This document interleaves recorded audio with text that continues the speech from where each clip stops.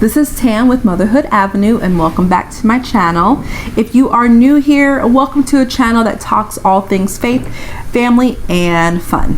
So today I want to talk about what COVID looked like in my toddlers and my family in general. I'm gonna hop right into it.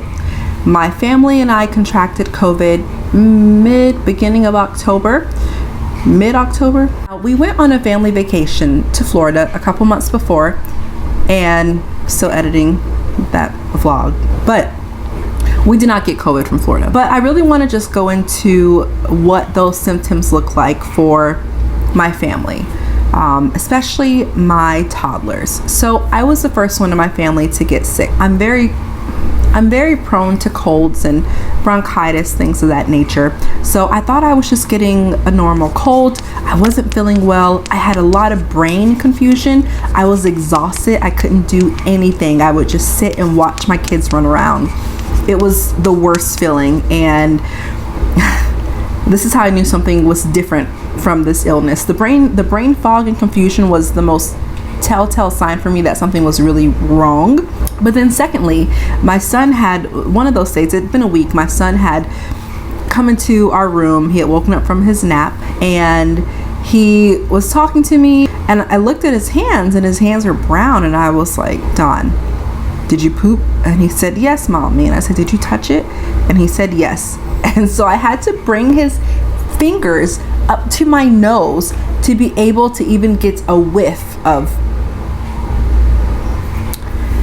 So I didn't go get tested, but I wasn't 100%. So then my daughter, who at the time was 1.5, she started getting a runny nose. She wasn't congested. It was more similar to allergies, right? So just like a runny nose.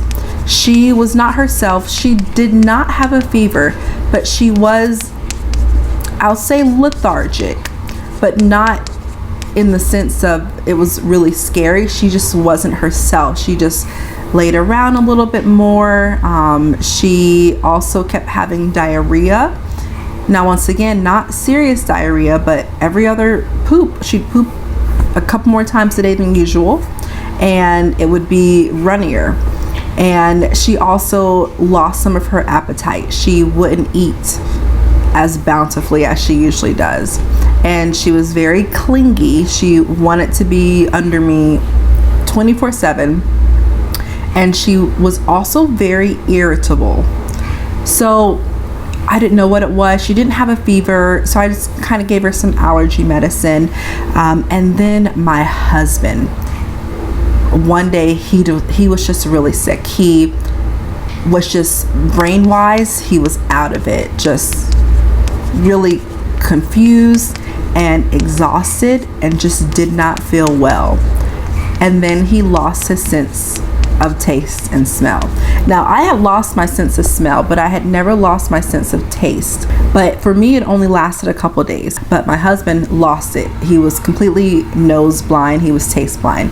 So I looked up a free clinic for all of us to get COVID tested.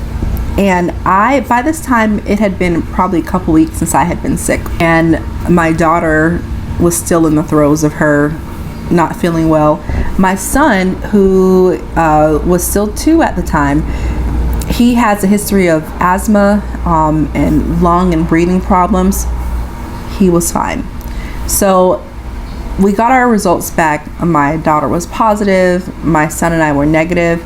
My husband was positive. Now, I am certain that I got a false negative. I'm pretty sure I got there too late. I wasn't in the strength of my symptoms. Secondly, at this facility, they had us swab our own noses. So I don't know if I went back far enough, but my husband definitely shoved it up there. So there were 2 positive, 2 negatives. What was the treatment for that? Some allergy meds, rest, keeping her hydrated with Pedialyte, and just keeping an eye on her symptoms. For myself, Dayquil helped me a whole lot. It really helped to relieve a lot of my symptoms, along with NyQuil. Same with my husband.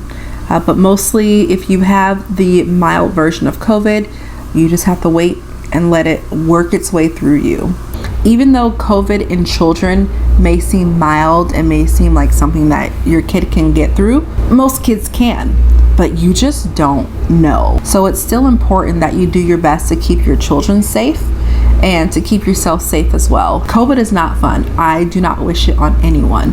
The brain confusion, it might sound like something you can get through, but it stopped me from doing just basic things. It was like a brain fog. It was crazy, and just the exhaustion on your body. Since then, I think I'm self-diagnosing myself with my doctorate degree from google.com, but I have kind of self-diagnosed myself with long-term COVID symptoms. If I get a cold or something like that, I start to get COVID symptoms back. And I recently had pneumonia, and I did get tested for COVID again. It was negative, but the doctor that I went to said she feels like it was a false positive and that it was definitely COVID pneumonia. If you subscribe to my channel during Vlogmas, you'll see that it's been a couple months since I've posted anything, and that's because I got pneumonia and it knocked me out. If you've had COVID, feel free to comment below, and I hope that I can get vaccinated eventually. So that's all I got.